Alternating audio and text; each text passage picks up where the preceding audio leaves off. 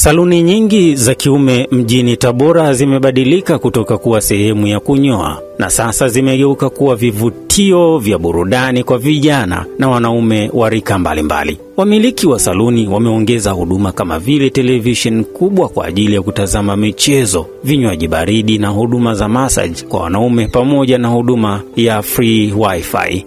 Kwa sasa vijana wengi hupendelea kutumia muda wao wa mapumziko katika saloni hizi, wakipiga story, kuangalia mechi na kujipamba. Kutokana na maboresho haya, biashara nyingi za saluni zimeongeza mapato yao kwa zaidi katika kipindi cha hivi karibuni. Wakizungumza na CGFM Radio, Jonathan Buluba na Adam Abel wanathibitisha haya.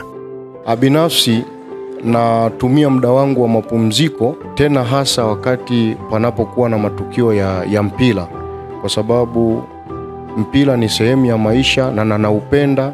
Kwa hiyo panapokuwa na matukio hayo na mimi nanyoa kwenye saluni au baba shop hii, ninafurahia sana kwa sababu ninapata huduma ya kunyolewa, lakini wakati huo natizama mpira kwa burudani zaidi, na ninakutana na vinyozi ambao ni wazuri.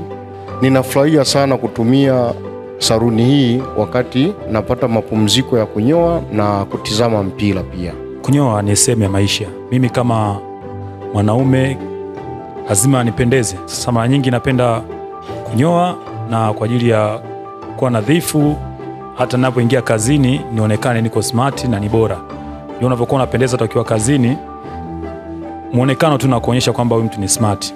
Kwa hivyo kila wiki mara kwa mara napenda kuhudhuria saluni hapa na kuweza kujipendezesha tu ili kuwa nadhifu. Katika kuendeleza ubunifu kuvutia wateja zaidi, kinyozi Majaliwa Haruna na meneja wa saluni Baraka Nasoro wanaeleza juhudi walizozifanya za kuboresha huduma mbali na kunyoa. Sisi hapa tunazingatia usafi, heshima kwa wateja na ubunifu wa kila staili. Tumepewa mafunzo ya kisasa na tunatumia vifaa vya hali ya juu. Tumeamua baba shop yetu mteja sio tu kunyoa, bali tunamtaka mteja aburudike, apumzike na ajifeel kurudi tena kuja kunyoa. Kwa kuzingatia mahitaji ya wateja na mabadiliko ya tabia zao, saluni nyingi zimefanikiwa kutimiza dhamira ya wamiliki wake kuunda mazingira rafiki ya kisasa na yenye huduma zinazomvutia kila mteja, na kuongezeka kwa idadi ya wateja ni ushahidi kwamba biashara imetimiza malengo. Lengo langu kuu ilikuwa ni kuanzisha sehemu ambayo vijana na wanaume wa rika zote wanaweza kupata huduma kwa bei nafuu ambayo itakuwa ni bora zaidi, na kweli tumeona mafanikio na idadi ya wateja imezidi kuongezeka. Unapokuja hapa unapata vitu vingi sana ambavyo ni extra. Kwa mfano tuna screen yetu ya TV ambayo ukija hapa hata kama kuna mechi zinachezwa una uwezo kuona hapa live. Haina haja ya kwenda sehemu nyingine kwenda kuangalia, kwa utapata. Pia tuna bites nyingi, kuburudisho vingi, kwa mfano kama wanataka snacks unaweza kuzipata hapo, unaweza kupewa huduma. Pia kuna huduma nyingi sana ambazo unaweza kuzipata.